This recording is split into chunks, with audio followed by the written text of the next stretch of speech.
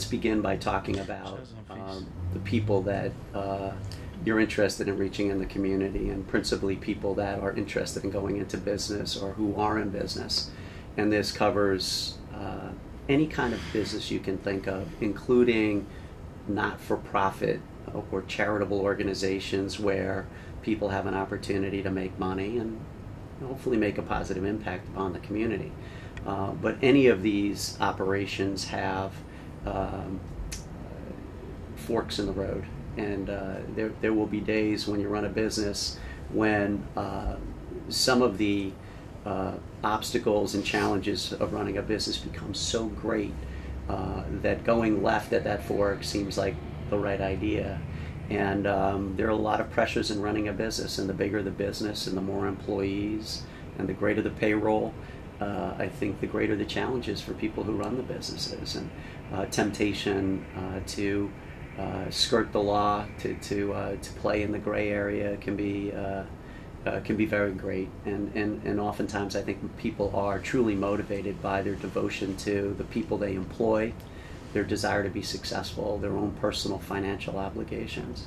But doing what I do for a living, being a criminal defense attorney, when people end up in that gray area or cross the line and commit crimes, and they come here, they are met with different challenges and different problems in terms of the criminal justice system and the havoc that it can wreak on their lives, not just their business lives and the health of their business, but on their family life and their futures. And so as I understand the message that you're trying to send to the people in your community that are out there in the business world, what I would contribute to it is this notion that police, law enforcement, whether it be FBI or the United States Postal Inspection Service, there are so many different law enforcement agencies, Secret Service, deal principally in counterfeit money. You now have TSA, you have Customs and Border Protection, you have ICE, Immigration Customs Enforcement. There are more law enforcement agencies out there than you can even count.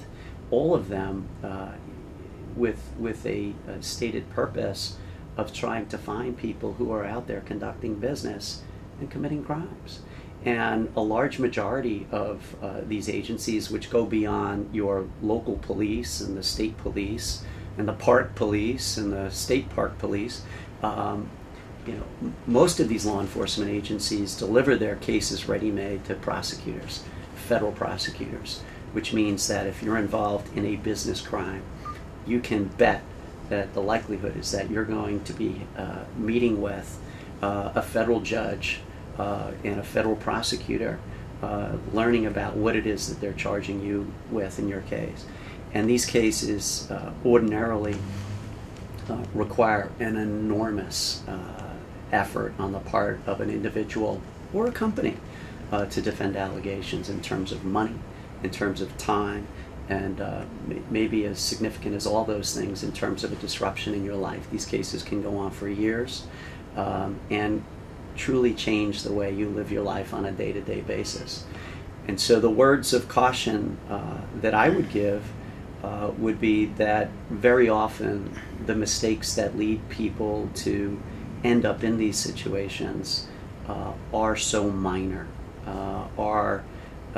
have so little of an upside in terms of potential for the business and for gain, that if compared to the downside risk of being caught up in a prosecution where your adversary is the United States of America, or if you're lucky, just the district attorney's office, you have an adversary who has resources far beyond what you could ever muster or imagine. And very often you could find yourself unfortunate enough to be at the mercy of a prosecutor who is not necessarily fair-minded, who is not necessarily predisposed towards being even-handed. And in those cases, you can find yourself in a far worse situation than you even deserve to be. You find yourself at the mercy of somebody who, frankly, isn't necessarily predisposed towards functioning in that manner. And so, just because you decide to devote your efforts and your time to working for a not-for-profit agency or for a charitable agency, frankly, those types of institutions these days seem to be drawing even more law enforcement attention. I think, unfortunately, because they have been used by dishonest people for a long time to disguise and hide illegal activities that they've engaged in. And so while it's laudable and certainly commendable that people devote time, and while you might make a lesser salary and you're certainly giving back to the community, any transgressions of the law, any mistakes like that, don't get any special consideration generally from prosecutors just because it happened in the context of a charitable agency or a not-for-profit.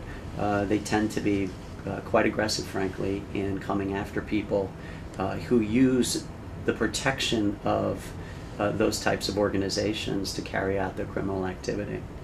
So from the standpoint of a criminal defense attorney, and as an attorney who's practiced criminal defense for 20 years, I've seen criminal prosecutions arise out of almost any business that you could imagine, out of almost any profession that you could imagine. Lawyers, doctors, architects.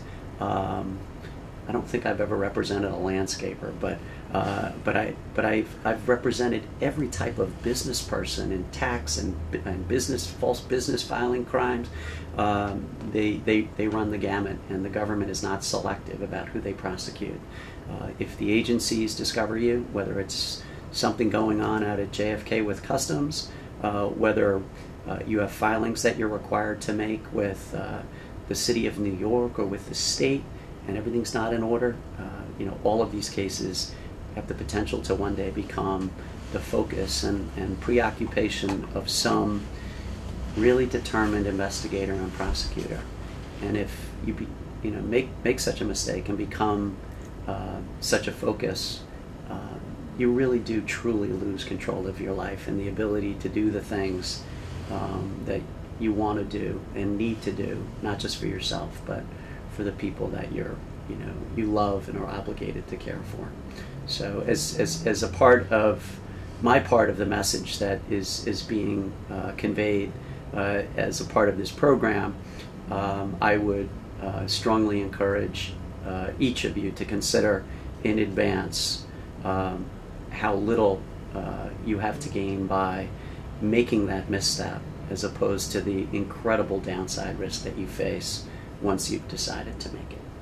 The most recent event was an event that involved a knock on the door. Okay, a situation where it's Friday night, it's 6:30, the work week is over, and the person is relaxing, having a glass of wine with his wife, and knock knock, it's Sergeant O'Malley, it's investigator Smith, or it's FBI agent so and so. We just have a few questions we'd like to ask you. You work at ABC Company, and I apologize for the late hour, but if you just answer a few questions, we'll be on our way. And typically the conversation goes one of two ways. The conversation, if they're sitting in my office, typically involves somebody who says, well, I appreciate the opportunity. You seem like a nice guy. However, I'm not really clear on what this is all about. I'd be glad to cooperate with you and give you a complete statement as to what I know. I'd just like to speak with my lawyer first, and once I get him available, I'll do everything I need to do to cooperate. That person generally ends up in my office, and we have a conversation about ABC Corporation and all of the good reasons why that guy probably shouldn't have talked to the agent or investigator. In other scenarios, the person who's at home with his wife on Friday night, having had a glass of wine and relaxed and a little disarmed, answers the door, has the same pitch, and thinks to himself, oh my God, I'm the president of ABC Corporation. And they know that we falsified our inventory. They know that when there was an audit by state tax, that we falsified the information. And they also know that, you know, they also know that I was a part of it. And so what am I going to do? So this guy maybe runs in and talks to his wife, panics, he might go to the bathroom and pee, but ultimately he decides, I'm just going to tell the truth. Okay, he may resist at first, to which he will get a response from the investigator. Pal, if you're not going to talk to me today, we can talk about it downtown. I'm going to arrest you. Okay, and you know, if now's your chance to help yourself. Okay, but if you don't help me, I'm going to arrest you. The truth is, very often that investigator doesn't have enough information to arrest the person. Okay, and they really need the principal at ABC Corporation to demonstrate through his statements that he did have knowledge of what occurred. And the investigators are very smart, okay, and what they do is they certainly are free to manipulate the truth and to misrepresent what they would do under certain circumstances. But they understand that most people are predisposed towards being cooperative to police when confronted. And they exploit that by getting you to talk about things that you probably shouldn't talk about if they're there to talk to you. And so what happens is the investigator needs to get that statement. Will do almost anything to get that statement, to convince you to give it to him. And a lot of times people do. And I've had people sit in my office who were lawyers after they were released from jail explain to me that they didn't really think about their Fifth Amendment privilege and their right to speak to a lawyer. And they tell me that, well, he told me that if I didn't give a statement, that I would be arrested. And so then I asked them, well, after you gave the statement, what did he do? Oh, he arrested me. And I say, well, you know, I think ultimately in your statement you admitted to a lot of wrongful conduct. You basically admitted to the crimes that he was thinking you committed, and so you know, it makes perfect sense that he then arrested you. And then of course they make bail and they come out, and now we get to defend the case. The problem is, unlike the other person who said, I'd like to talk to my lawyer, the government through their agent now has a very important piece of evidence. It's in essence a confession as to everything that they need to prove the case, and it relieves the investigator of the obligation to put the case together. And more importantly than that, what it does is it changes the entire landscape of the negotiation that takes place that helps you resolve the case. And so what I tell people is that certainly there are cases where people benefit from speaking to the police even without their lawyers. It does happen. It is a rare event, and it's an event that occurs where a person places great faith and trust in the law enforcement officer that knocks on their door, that they don't know. And certainly I think that in the situations where people benefit from that leap of faith, it's a wonderful thing. But when people call me, I generally don't tell them to take that leap. When people call me at 7 o'clock on a Friday night and they tell me that there's an FBI agent at their office, what I suggest to them is that they tell them that they have an attorney, that they need to speak with the attorney before they decide whether they're going to talk or before they're able to cooperate. And when they do that, things generally work out for the best. So that's the advice I give to people, whether or not you have committed in your own mind a crime. Even if you're completely innocent in your own mind, when you give statements to law enforcement, something happens after you give them. What happens is they are heard by another person. They are then memorialized by another person, either in whole or in part. And ultimately, it takes a lot of faith for us to believe, for me to believe, that in cases of great importance, and some of lesser importance, that those statements make it to the formal record of the case with integrity, with accuracy, and with completeness. They don't. And in the worst case scenario, there are police, there are law enforcement officers who do not take their job to record those statements accurately and completely seriously. And there are even some who will change what you say and put it in the record. And once it's there, it is very, very, very, very difficult to make it go away.